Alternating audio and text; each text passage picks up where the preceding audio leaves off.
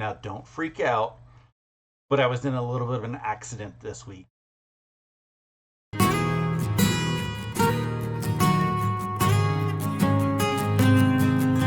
Everything is fine. We'll get to the story later, but let me tell you, it's a little odd one. Hi, and welcome to Quilt Meets World, where we have adventures in piecing and joy. I'm Russ, coming into my sewing room. It has definitely been a week, and in strange ways. On Wednesday, I was able to get some time away from everything, and I started loading the long arm. I got the backing loaded for the next quilt that I need to have quilted. I don't have the rest of the sandwich done. I need to get the batting cut to the correct width, which that tends to be the thing that slows me down the most because I don't have an easy, like, big moving area to cut batting. Like, I don't have a big giant table that a lot of places have, especially, like the cutting tables at your local quilt shop or box store stuff, how they have the big tables. I need to figure out a way to get a larger table somewhere at some point, not now.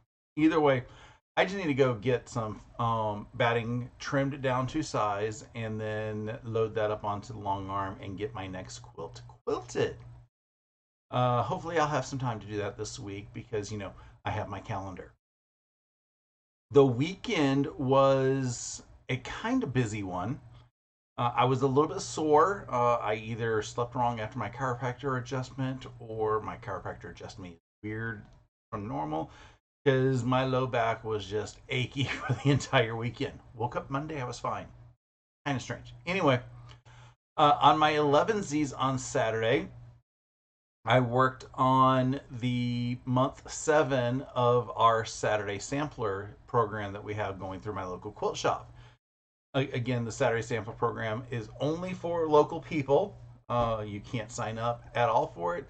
But since I'm doing them on my channel and I can't share the actual pattern that I'm doing, I've been finding equivalent patterns for anybody to sew along with me if you desire. I was working on the program on the block. I was so proud. I had everything prepped, everything ready. Went through the half square triangles really quick with triangulations. Got everything out, and as I started putting things together, I had noticed that the 2.5 inch squares that I had cut were not exactly matching my 2.5 inch half square triangulations. I didn't really think much about it because I tend to cut, a thread or two bigger sometimes. And I've had my triangulations be a thread or two smaller than what I'm expecting, just because trying to cut exactly on the line is a little tough. I get like very, very close. Anyway, I'm sewing, and I get everything ready. And as I'm putting the 9 sections together, the 9 units, I'm like, this is really not fitting well. My bigger pieces or my pieces that have square triangles like these were not fitting with the square and square unit. And I was like, okay. Once I got the rows sewn together, I was like, let me check something, and I put it down next to my little ruler that's on my quilting table.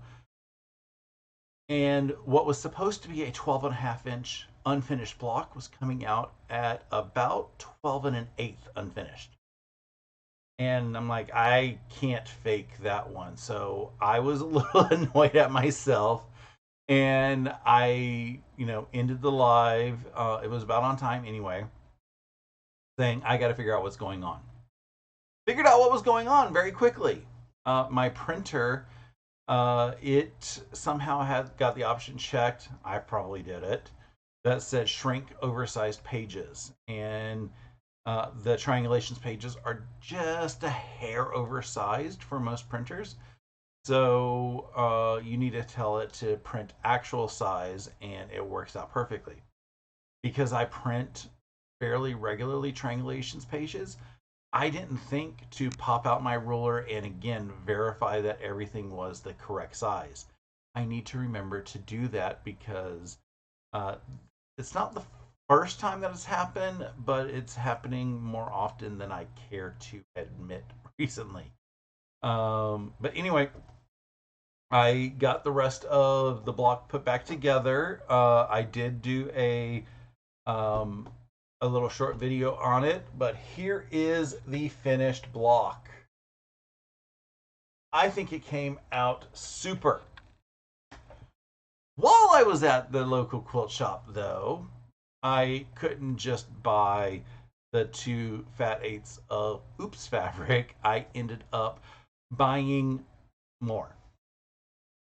So I was looking through and I saw this fat eighth bundle that looked a little bit familiar. Our friend Stephanie of Quilting with Stephanie Stitches is going to be doing a sew along with this pattern and this fabric on her channel this weekend. So I ended up buying the bundle. The bundle is called Dainty Meadow, and I am not opening up these to show the fabrics. There's just too many of them, and I will never get them put back together. So I pulled up her pattern and said, okay, what do I want for the rest of the fabrics? And I ended up getting these fabrics. One of these is the binding, one of these is the accent, one of these is the inner border, and one of these is the outer border. Don't ask me which one's which because I don't fully remember. And you know, I can always change my mind at any moment. Although I can tell you that this one is most likely the outer border going to stay because that's the only one that is a bigger print. So when am I going to get around to doing this? I don't know. I got to see if it can fit into my schedule that I am doing this week. I got to pull up my calendar and see if I can just shove something else there. It would be fun to, you know, have her on the TV here and sew along with her. But who knows what I will be sewing at that point, whether it will be her project or whether it will be something else. But we will find out hopefully by this weekend. Also over the weekend, and I don't know where I put it immediately because it is, oh, there it is. So I do have it. I finished, I believe it was month 3 of Bumbleberry Pie. We had a little bit of a gaffe when I was doing the blocks that I put my center block, everything was rotated by one block. So I ended up having to cut things apart, and I did get the other block put back together. So everything, I'm now fully caught back up properly with Bumbleberry Pie. We will be working on the next month with, maybe that was month 2. 3. I've lost track of which month is which. No, that was 3 because we just did 4 a couple weeks ago. So we are working on the next month of Bumbleberry Pie over on Stephanie's channel on October 19th, which is also the same day as our friend Steve's retreat, but we will be doing it after the retreat. So if you are sewing along with us, we will see you there. The rest of the weekend was very quiet. And then Monday comes around.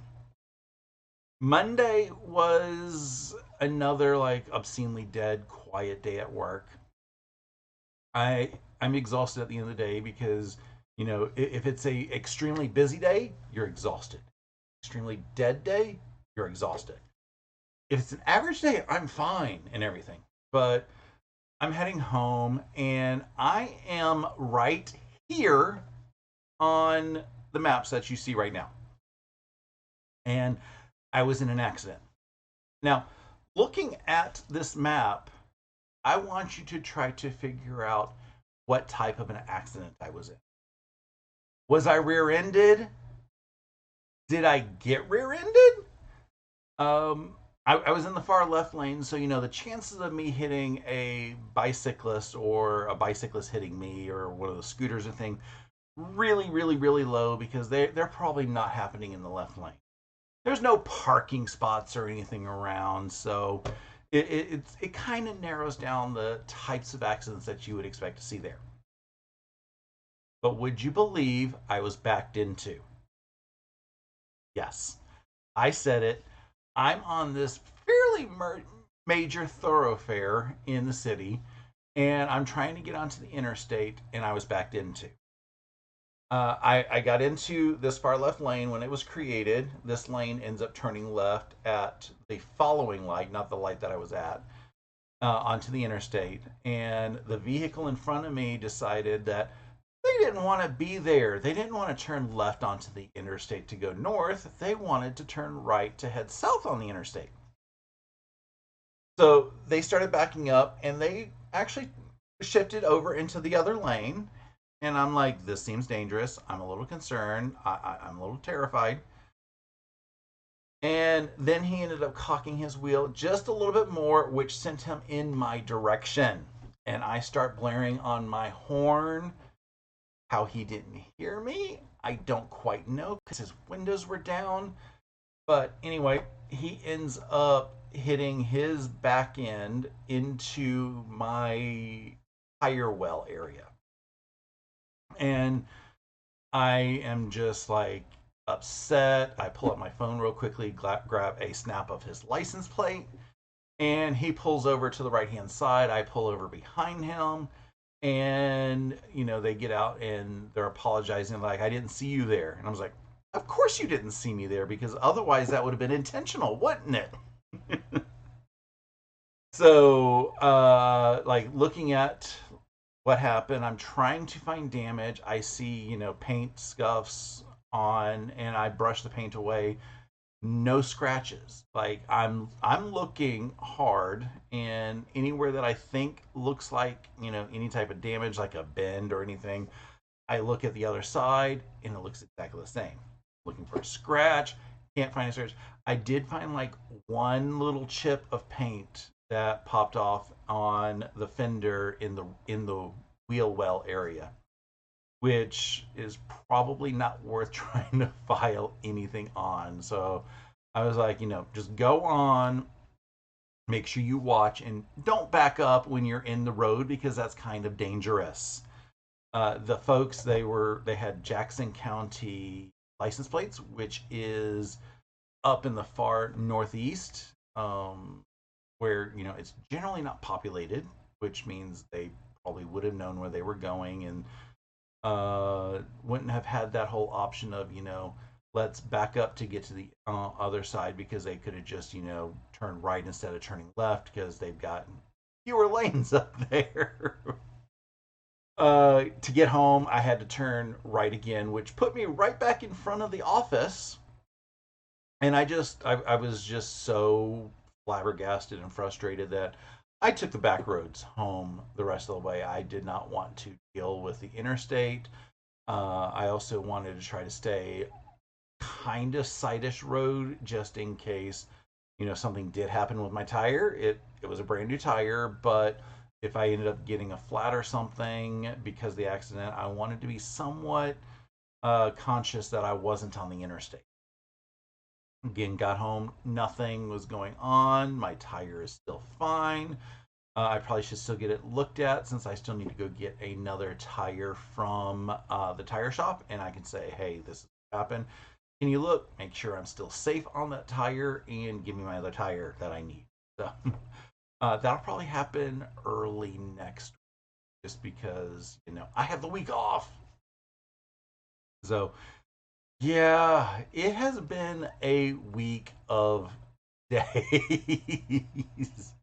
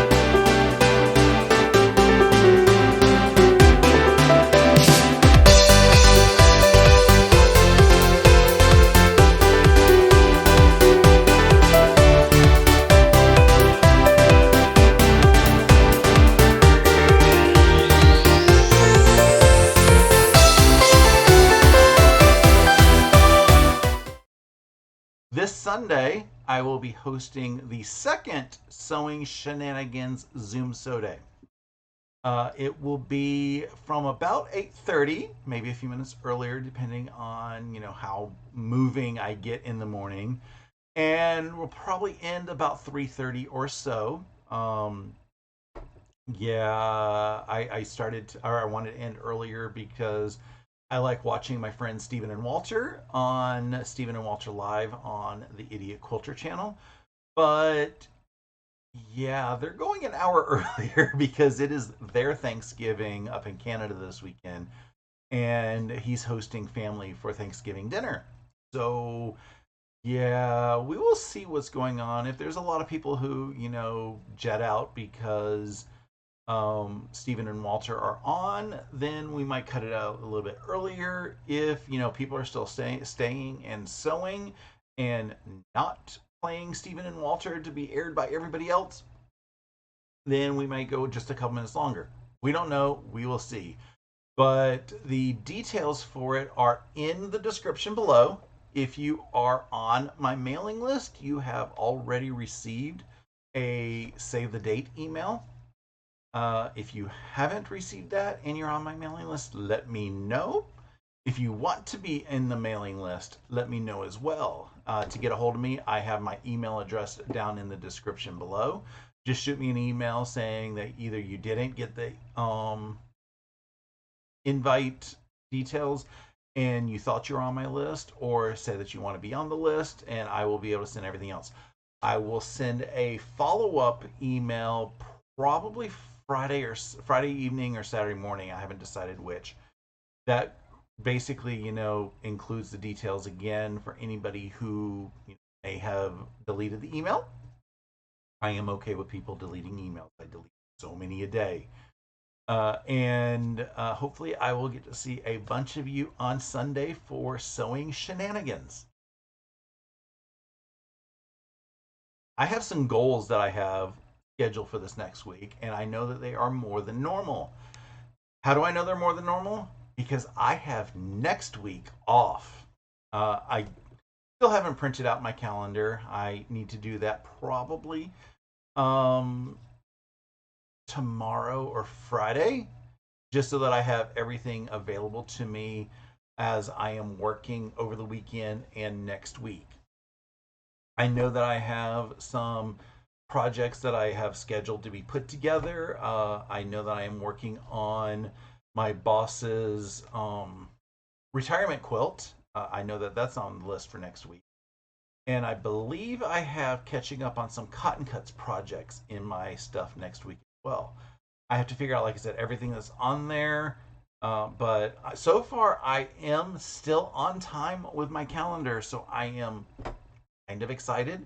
I would have liked to have been a little bit up ahead, but life happens, and I can't always get ahead of everything. I do have what is it? Tuesday next week. I have a haircut, eyebrow, and facial appointment scheduled. I always schedule a facial on my birthday week, so I am very excited that I'm able to get my annual facial for my birthday.